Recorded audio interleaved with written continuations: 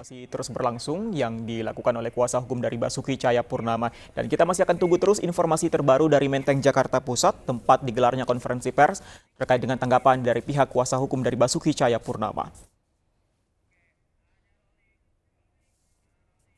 Ini sebagaimana kita ketahui ada 3 saksi, 1 saksi pelapor. Yang pertama yang paling penting yang teman-teman pers ingin tahu yaitu menyangkut saksi Kiai Haji Ma'ruf Amin. Ya. Nah, saya jelaskan dulu mengenai Kiai Haji Ma'ruf Amin dulu. Ya. Beliau ini diperiksa cukup lama sampai 7 jam. Ya. Dari apa yang dijelaskan oleh Pak Ma'ruf Amin ini banyak hal yang merupakan kejanggalan-kejanggalan. Yang pertama, yang kejanggalannya adalah berkaitan dengan beliau menyatakan bahwa sejak tanggal 27 September dan berubah lagi tanggal 28 September itu sudah ada laporan katanya ya dari masyarakat kepada MUI dan kemudian sejak tanggal 1 Oktober ya sudah ada instruksi untuk melakukan investigasi dan penelitian. Dan ini sangat kita ragukan. Sangat kita ragukan karena sebagaimana kita ketahui bahwa viral mengenai masalah pidato Pak Ahok ini itu baru tanggal 5 Oktober. Ya. Jadi dengan demikian hampir tidak mungkin ya ada laporan setelah Pak Ahok ini melakukan pidatonya tanggal 27 September. Apalagi kalau laporan itu dari orang Kepulauan Seribu. Ini satu kejanggalan ya yang disebutkan oleh Pak Ma'ruf Amin gitu. Dan kejanggalan lainnya lagi adalah berkaitan dengan apa yang beliau sampaikan bahwa Pak Ahok ini memang menghina ulama. Padahal terus terang waktu kita tanyakan ternyata Pak Ma'ruf ini sama sekali tidak menonton video tersebut 1 jam 48 menit 32 detik. Dia hanya mendapatkan laporan saja ya bahwa memang ada kata-kata tersebut. Jadi penilaiannya adalah berdasarkan kata-kata yang berkaitan dengan Al-Maidah tersebut. Itu sudah cukup katanya ya. Nah, oleh karena itulah katanya tidak perlu ada klarifikasi atau tabayun ya yang sebagaimana biasa dilakukan oleh umat Islam.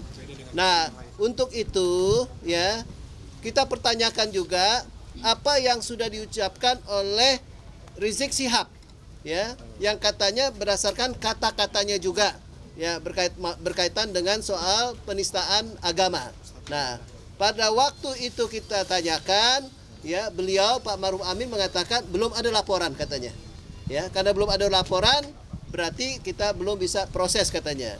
Nah, kalau ada laporan baru kita proses. Padahal sebagaimana diketahui ya ini sudah menjadi katakanlah pengetahuan umum mengenai apa yang dilakukan ya daripada Rizik Syihab gitu.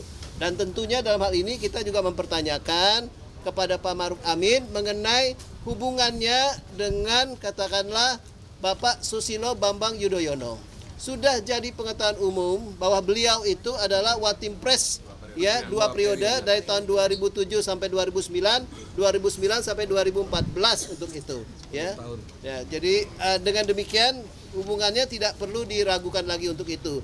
Dan pada saat tadi juga kita pertanyakan mengenai kedatangan daripada paslon nomor 1 yaitu AHY Silviana Murni ke kantor PBNU. Dan pada waktu ditanyakan itu beliau mengatakan bahwa beliau ada di sana ya. Nah, kebetulan di lantai 4 dan beliau mampir untuk itu. Dan pada waktu ditanyakan karena sudah menjadi berita bahwa beliau memberikan dukungan kepada paslon nomor 1 tersebut dan sudah ada gambarnya sendiri, beliau mengatakan bahwa dukungan tersebut beliau katakan untuk membuat senang hati orang yang datang katanya karena sebagai tamu. Nah, kemudian kita tanyakan ya kalau begitu kenapa beliau tidak kapan beliau itu menerimanya? Nah, di sini beliau menyatakan bahwa menerimanya sebelum Pak Ahok ini berpidato tanggal 27 September. Setelah kita memperlihatkan itu beritanya dan juga ada di media di Google. Nah, kemudian akhirnya terbukti bahwa itu tanggal 7 ya Oktober yaitu pada hari Jumat. Dan kita tanyakan begitu berdekatannya waktu antara menerima paslon nomor 1 ini tanggal 7 Oktober hari Jumat dengan dikeluarkannya pendapat dan sikap keagamaan itu pada tanggal 11 Oktober yaitu hari Selasa, ya. Tapi beliau menyatakan bahwa itu tidak ada kaitannya untuk ke sana, ya. Dan untuk itu makanya, ya, akhirnya beliau mengakui ternyata memang tanggal 7 memang beliau menerima. Jadi sebelum Pak Ahok berpidato, ya. Jadi tetap tanggal 11. Nah, perubahan-perubahan ini memperlihatkan bahwa beliau seolah mencoba menutupi, ya. Sebagaimana juga dalam riwayat pekerjaannya juga beliau tidak menyatakan bahwa sebagai pernah menjabat Watimpres, padahal ini kan jabatan yang sangat penting.